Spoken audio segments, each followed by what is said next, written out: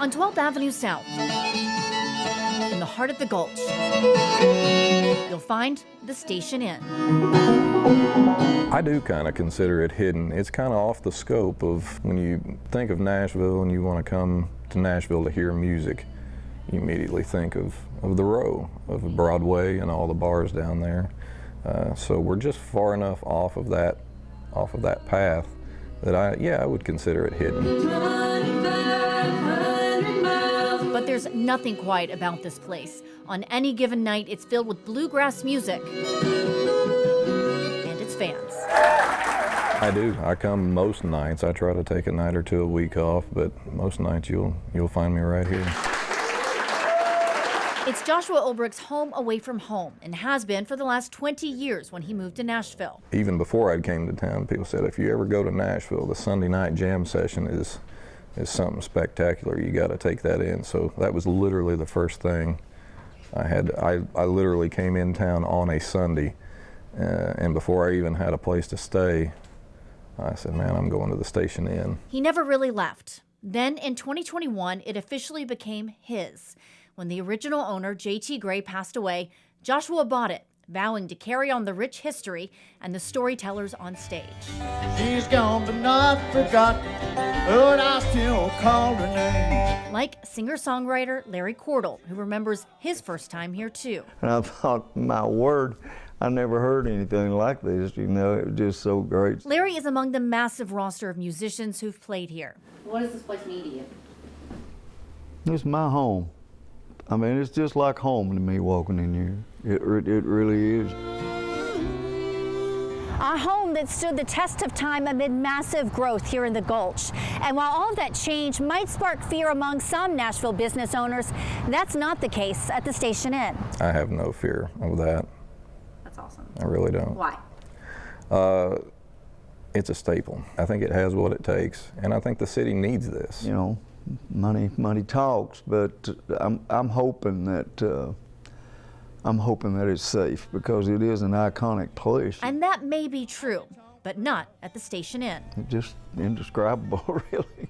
I mean, when I come down here to play, it's like, oh, we're just, it always feels like we're just going to a jam session or something, you know.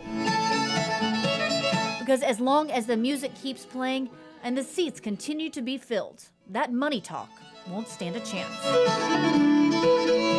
Nikki Burdine, News 2.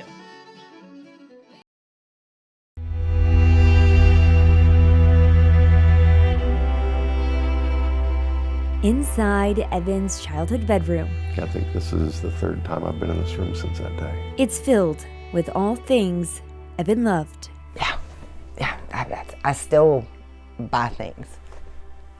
I still buy him stuff. Evan was a collector, from action figures, sci-fi movies, music, and books. Evan wanted to be a writer. It was his biggest dream. And this is the last book that he was working on that he never got to finish. Because Evan's story ended far too soon. I just got off I-40 onto Highway 109 when the phone rang, and I picked it up, and it was the roommate. It was July of 2022 when Evan's parents got the call that their youngest son, Evan, didn't wake up. And I just remember leaning up against the wall and just falling to the floor. And I was just like, there's no way. No way. No, not my baby. His family rushing to Evan's apartment in Nashville to later learn that he overdosed on fentanyl. I just remember somebody come out the door and they said, you can touch the bag. And it didn't hit me. Like, the bag? What do you mean I can touch the bag? And then they rolled him out in a body bag. And I just remember telling them they just needed to wake him up. Just please wake him up.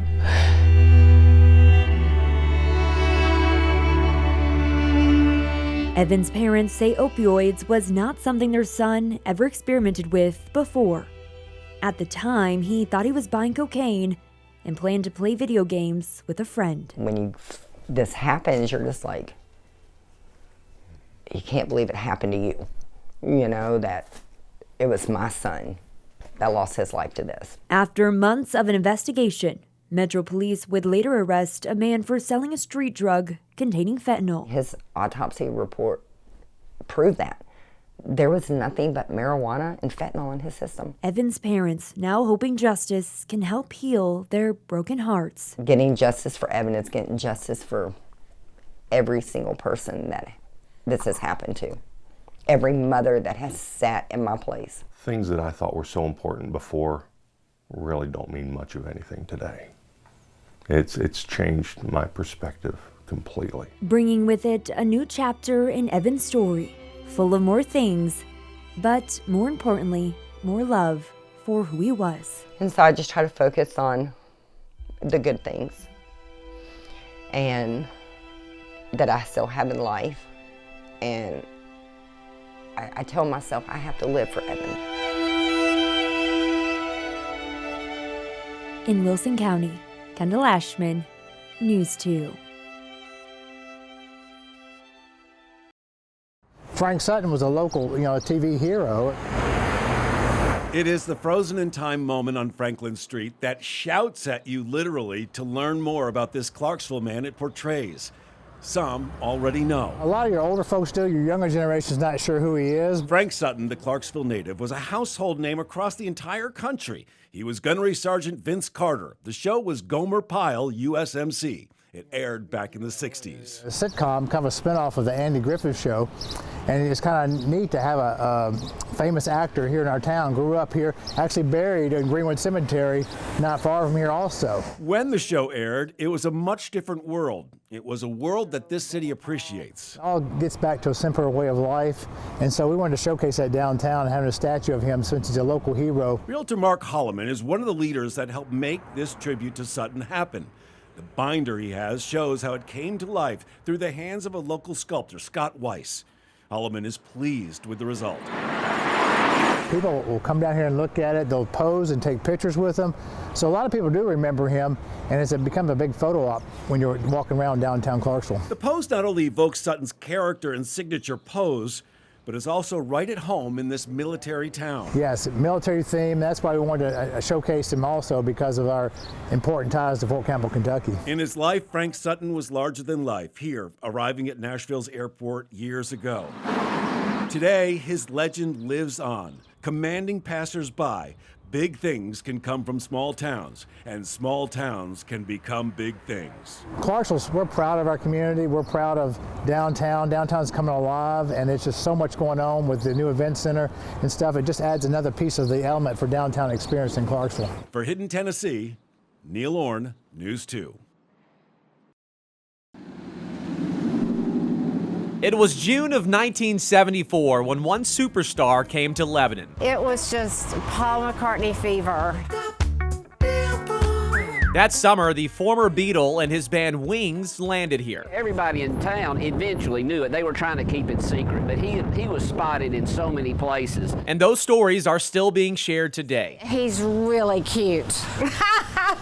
He was so cute, and just I couldn't believe it. I thought I was going to faint. Legend has it, Paul and Linda McCartney were looking for a summer escape, and through music industry connections, they found a farm on Franklin Road. These two houses, a house here, house there, 133 acres. That's Troy Putman. His father, Curly Putman, sealed the deal, and in return, a trip of a lifetime in exchange for their family home. We went to Hawaii for 6 weeks, and that was sort of a paid vacation. Paul McCartney and Wings were spotted all over the square in downtown Lebanon in the summer of '74. But this is the farm Paul McCartney and Wings called home in Middle Tennessee for 6 weeks, this year marking 50 years since that summer. Paul McCartney spottings, like Pokemon or something.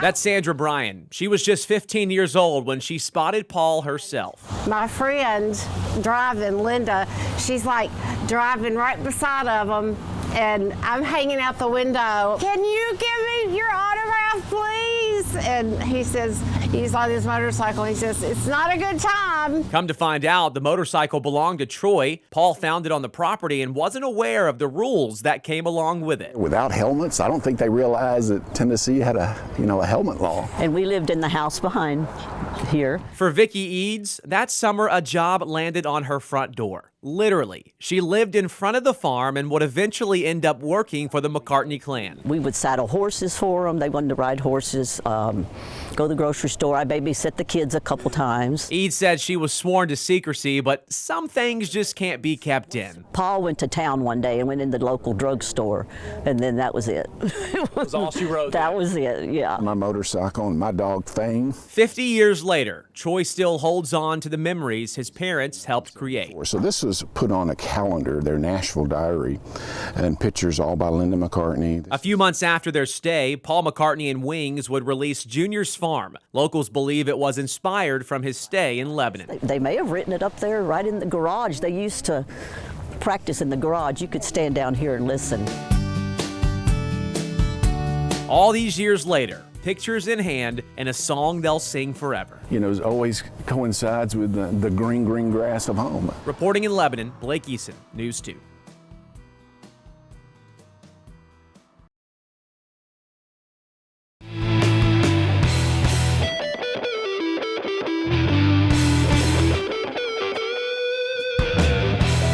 In the 1970s, 80s, and even early 90s, most rock and roll music fans in Nashville listened to one station, 103 KDF Rock.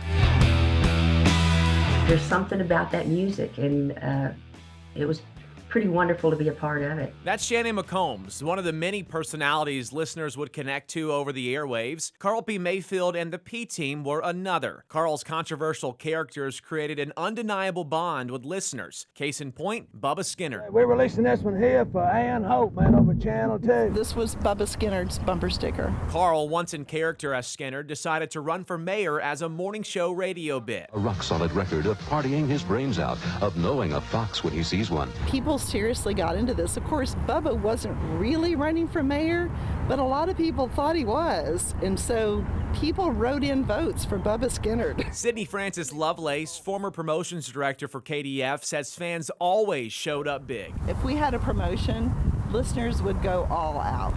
She painted herself in the station colors. Listeners would do anything to support those famous letters. If you had a KDF sticker in your car, you know, you just might get pulled over by the police, you know, because they think you're up to something or whatever. You know, it was kind of had this, you know, a bit of a rebel vibe to it, you know. Francis Lovelace says the stickers had a double meaning. You could either win prizes for having one on your car, or it could be the very reason blue lights were behind you. But it didn't matter. Listeners loved the brand. I mean, the station was always known for helping local talent. In a competitive radio market, KDF ripped ratings, as seen on this newspaper write-up. So what would happen next shocked everyone. We always called it the day the music died. The day was April 1st, 1999. Those four letters, WKDF, would mean something completely different after what happened overnight. And it was April 1st, and the phone started lighting up. The DJ finally played a song that was slow as honey. What seemed to be an April Fool's joke turned out to be very real. The iconic rock and roll station would now play country moving forward. I went in the night before, we went live country and tore down all the rock stuff and moved in some posters like of Shania Twain and George Strait just to make it country. 25 years later, rockers still have questions. I hear that from everybody, inside, outside. It's like the $1 million question. Why did they take KDF off the air? Social media groups keep the memories alive, and KDF merch is still being sold online, marking an important chapter in Music City. Those four letters still shine bright today. We always called it the day the music died. The day was April 1st, 1999. The iconic rock and roll station, KDF Rock, seemingly gone overnight. The day before, things were normal from an appearance standpoint. But behind the scenes, it was a different story. The program director at the time was like, okay, we're going to go out with, you know, something. And so he started playing Closing Time. A clear sign of what was to come. The song was just playing over and over and over, and people were like, what's going on? This was only the beginning. The morning of April 1st, 1999, as the new morning show came on the air, the station played REM's It's the End of the World as We Know It, a clear indicator that a new chapter was beginning. And then that went straight into Don't Rock the Jukebox. by Alan Jackson. And what some thought was a prank was actually a months-long secret effort for a brand that would forever change. I can't tell you how many vendors I talked to said, okay, you're gonna have to sign a non-disclosure agreement, and not talk about this. The phone lines lit up with listeners, furious. I'm actually kind of surprised that some listeners didn't show up and picket the radio station. Did you realize how iconic the brand was when you were working for it at the time?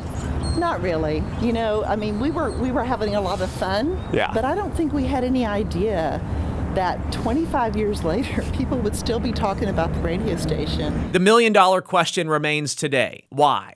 Longtime radio personality Shannon McCombs remembers it all too well. In radio, you're used to format changes and losing jobs. That's just part of it. But you're not used to losing your job when the station is on top. KDF dominating the ratings, but radio formats were changing to stay profitable, which means KDF had to change too. When you see that sign, what do you think of? I think of all the work that I did to maintain that sign. 25 years later, those big red letters can still be seen in Nashville today. But what it means to each person passing through might depend on where you were April 1st, 1999. Reporting in Nashville, Blake Eason, News 2.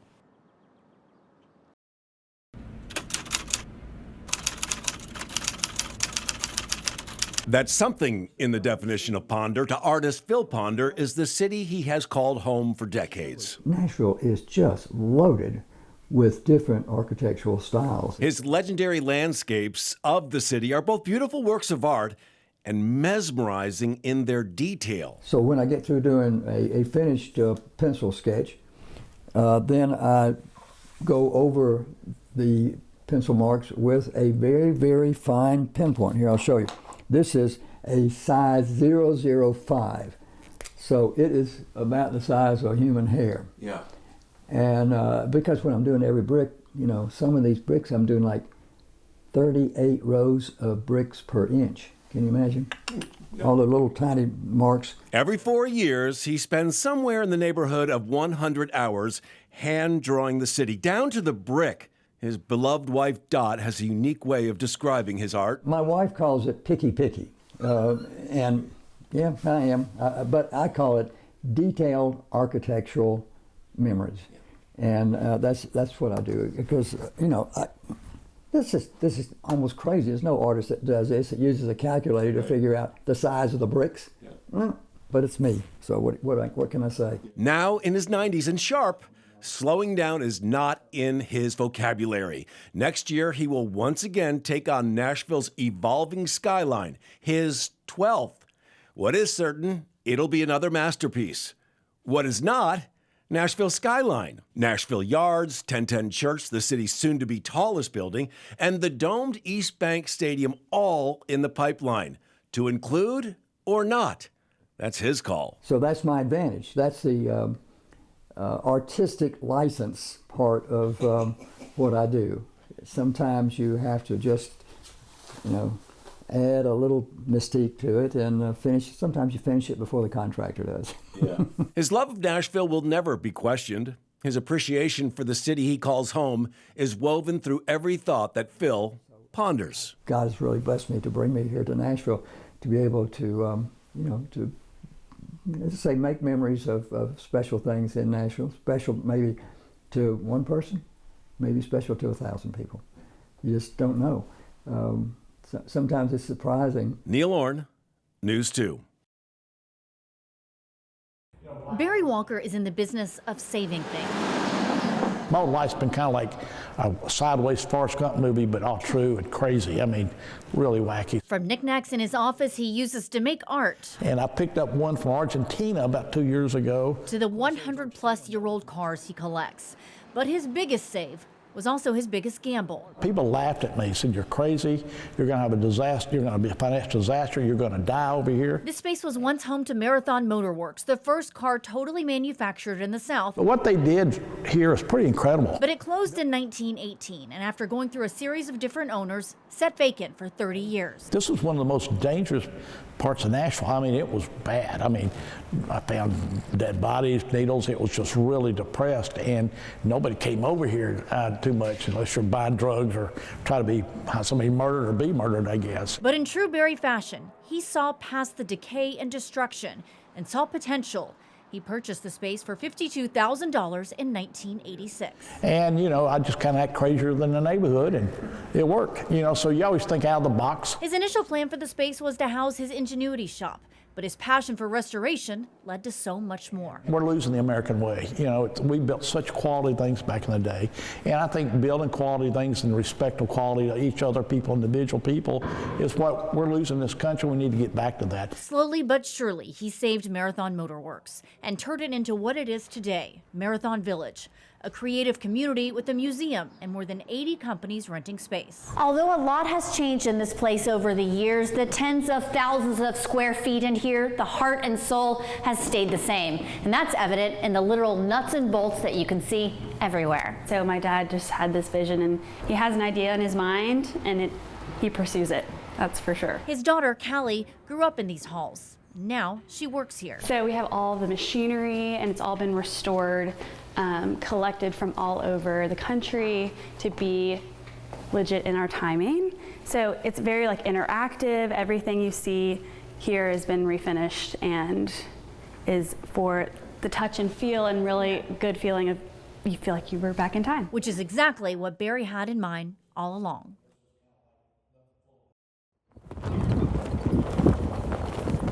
It doesn't take long to notice this building stands out above the rest in Lebanon, Tennessee. But it's not just the buildings that you have to hold on to, it's the stories as well. And this one has plenty. It once served as Castle Heights Military Academy. This building burned several times during the Castle Heights days. So this building has been through a lot, but it still stands. Founded in 1902, the academy served as a prep school for young men and women. But that's only half the story. Heard through the grapevine at that time when they were at Castle Heights that there were two brothers at Castle Heights who could really play those Beatles songs. Longtime Lebanon resident Tick Bryan was referring to the Allman Brothers. The most famous people who went to school here were Greg and Dwayne Allman. The pair attended the school in the 1960s, and legend has it they didn't necessarily enjoy their time at the school, but they certainly made the most of it through music. The Allman Brothers, that kind of talent, it starts quick. Steve Quarles remembers those days vividly. He was a freshman when he first met the brothers in 1962 on the drill team. He says the brothers couldn't be more opposite. Dwayne was described as confident and outgoing. Greg was shy and introverted, but together they created something special. So obviously we know who the Allman Brothers ended up being, but as everyone else, they had to start somewhere. From the Misfits at the military school to the Allman Joys, the brothers played all around town, with any group that would play and any room that would listen. The academy closed in 1986, but to keep its history alive, the building behind me here now serves as Lebanon City Hall. The past is really important to me. And as we move into the future, we want to hold on to that. In addition to serving as City Hall, a museum can be found on the building's bottom floor with plenty of notes and memories about its rich music past. Reporting in Lebanon, Blake Eason, News 2.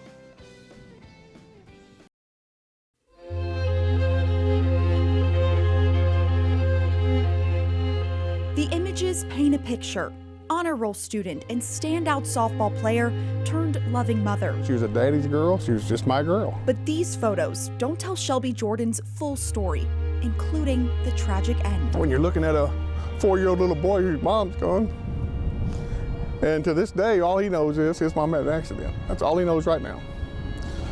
When he gets a little older, we'll explain to him that, hey, Mom made some tough choices in life, you know. Those tough choices in life cost Shelby her life. Her dad, Dennis Jordan, says it started at the end of her junior year of high school when she broke her toe. Shelby got surgery and doctors put screws in her foot. She was in a little bit of pain, so they gave her some painkillers, and Oxycontin's what they gave her. And of course, being a young dad, I didn't know what it really was. I didn't really understand. I mean, I've heard of it, but didn't really think it was that big of a deal. But as we learned later, it got to be a big deal to her. You know. Shelby was addicted. The opioids, triggering something in her brain her dad says he doesn't understand, but he always tried to help, buying Shelby food and gas when she needed. In and out of rehab, between the stints of sobriety, things got worse. That's why I always say the drugs took over. I mean, they changed who she was. They changed everything about her. Shelby's parents had to take emergency custody of her son, Cash. Later on, they'd learn all the help they gave still couldn't save her. When you hear your wife get a tone in her voice, you know immediately what it is. So when I come around the corner, our son was home and he's hugging her, like, I knew what it was. So tough day. Tough day for me being a daddy's girl. On August 14th, 2019, Shelby overdosed on heroin laced with fentanyl, leaving behind her parents, 2 siblings, and her young son, Cash. I've had some families call me that lost kids and say, when does it get better?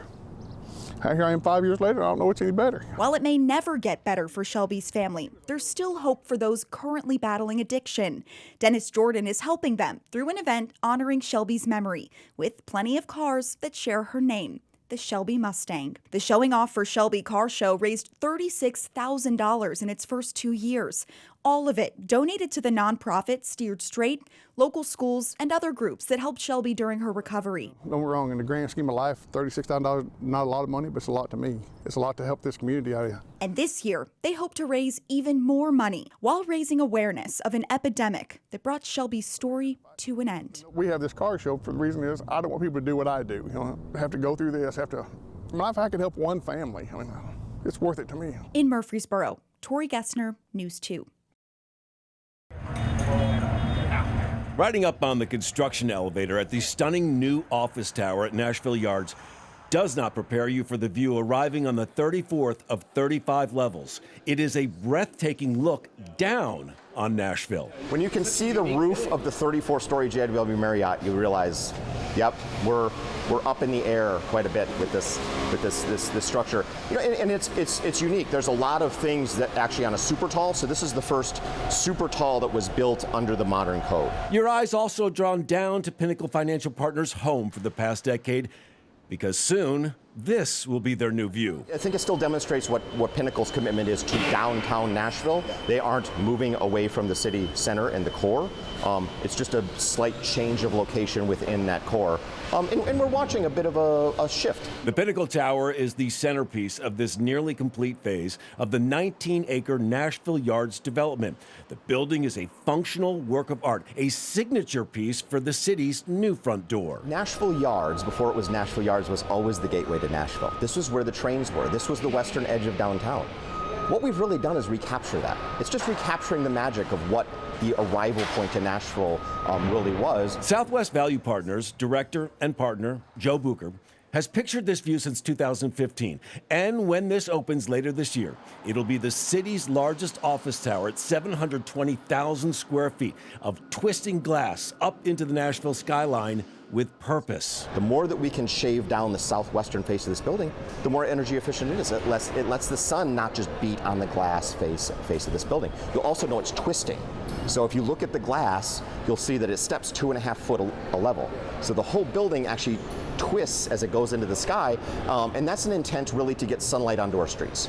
So we've turned the building, we've made it into a trapezoid, and then we allow the sun to cascade past the building and warm up our streets. About 1,000 construction workers are on site each day.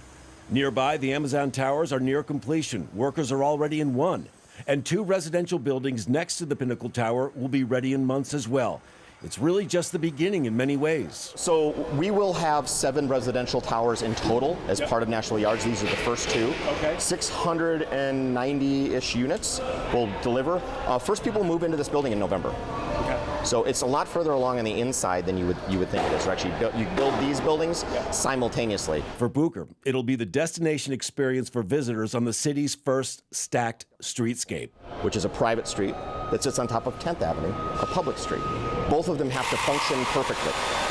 When you make both of them function perfectly, you're able to service all the buildings, be able to get all of the stuff in and out of the buildings, including a high traffic, be able to get vehicles in and out of that, and create an experience for the pedestrians and the people that exists on the lobby level, the same level that's the plaza for the music venue, and that all ties together very, very seamlessly. And seamlessly joining Nashville's evolving skyline.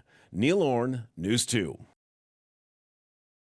The reality for what cannabis has done for me in my own life is life-changing. Jake and Sima Seipel opened Cron Cannabis Dispensaries 6 years ago when Congress approved the 2018 Farm Bill legalizing hemp, defined in the legislation as the cannabis plant. They have been very successful. I ask customers, how did you hear about us? Most of them say, my friend told me, my boss told me, my doctor told me. This business is, for us, built on the word of mouth and experience of folks who come in here and try it. Along with their 5 children, Cron now operates dispensaries in Franklin, Nolensville, and Nashville.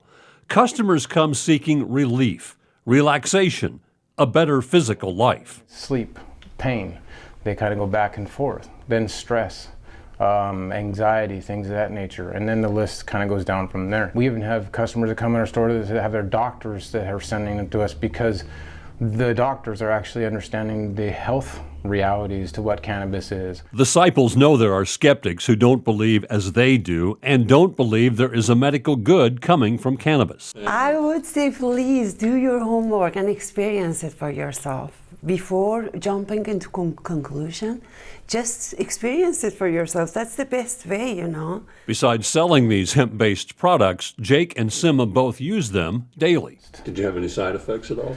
To this point in my life, zero. The only side effect I've gotten out of it is better health, closer to my family, less pain.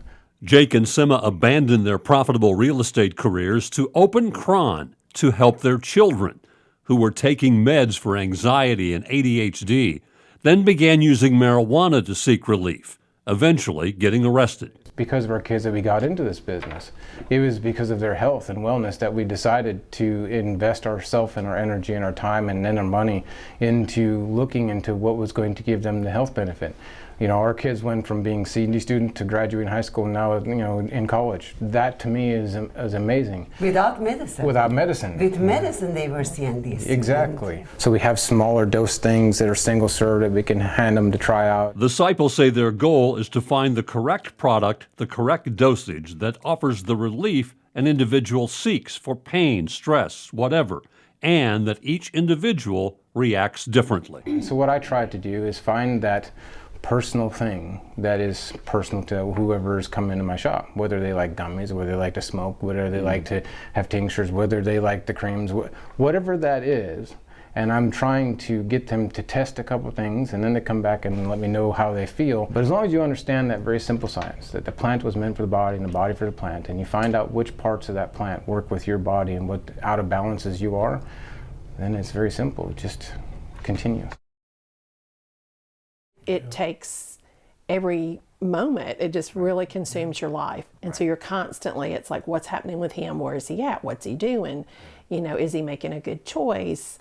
So it does really begin to consume your life. And for about a decade, that consistent feeling of worry became somewhat everyday to Mamie and Bo McGowan as their son Ashton, their little boy who loved basketball and playing with his brother and sister, grows up a teenager battling addiction. Instead of stopping what's causing them to be in the hole, they just keep digging deeper. Yeah. And that's the sad part, to sit back and have a front seat to watch, For Ashton, it started at 14 years old with high school experimenting, beers with friends, marijuana. Soon after, Ashton turned to anxiety pills, and over a decade, that evolved into heroin, jail time, and a revolving door of treatment centers.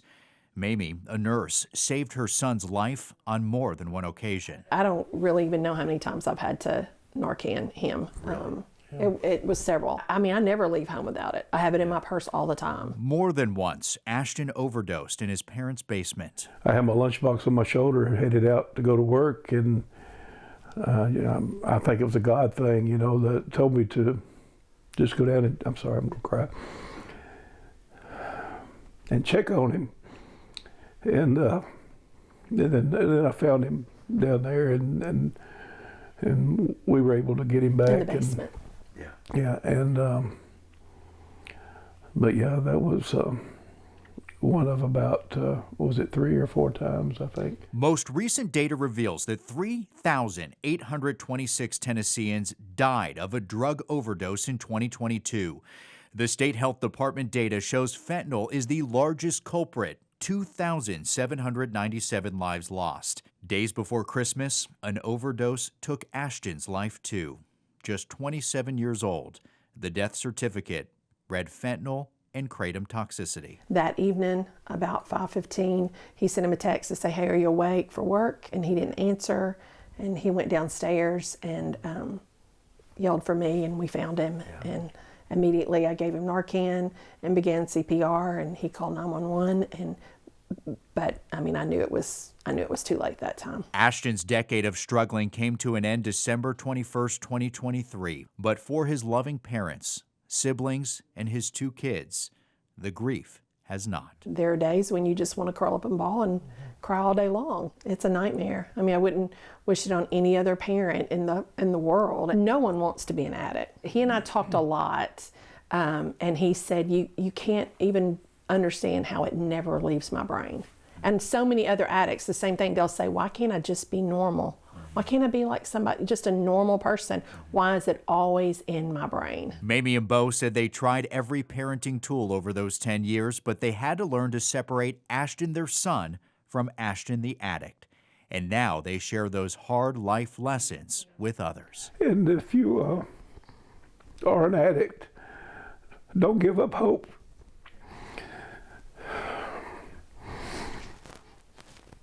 If you relapse, it's a step back. It's not a death sentence. Don't just throw your hands up and give up.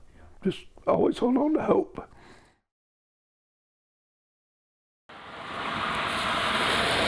When it comes to faith. Yeah, losing someone's hard anyway, but it's the only thing that got me out of my grief. It will soon be 3 years since Emily Mead and her brother, Preston Mitchell, lost their older brother, Josh. That one's cute. These photographs preserving their memories. It's hard, but I think, I'm thankful for the 27 years we did have to build memories. Memories, some easily remembered, others hard to forget. For the last 7 years of his life, Josh battled with addiction. It kind of started in high school with partying, and I feel like that's pretty normal for high school kids. They go to parties and drink. Josh would later experiment with drugs, then opioids. It was right before Christmas of 2019, during a family intervention. He agreed to go to rehab. Then COVID hit, so he was doing really good after.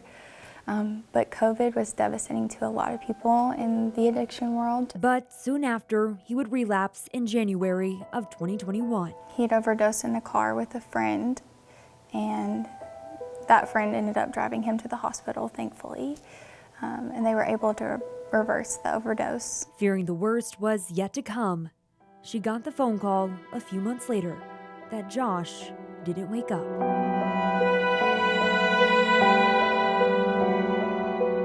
I really didn't want to see anyone else feel the pain that we felt, because this is a completely treatable disease that it's personal to me now that we lost him. Turning her grief into action. But it's refreshing to do things that mean something. Emily started a nonprofit in her brother's name. And we'll be able to use the funds to be able to get people into rehab. Joshua 19 Run for Recovery helps pay for rehab for those struggling with addiction. If we can just help one person, that makes all the difference, right? Just one person. So far, the nonprofit has helped around a dozen people get the help they needed. It's a beautiful way to honor him, and I love helping people, so it's just been really cool. Helping has become a source of healing for Emily and her family. With faith, you question why him? And I don't know, maybe this is why, so we can help people. That's really hard to say. In Erin, Tennessee, Kendall Ashman, News 2.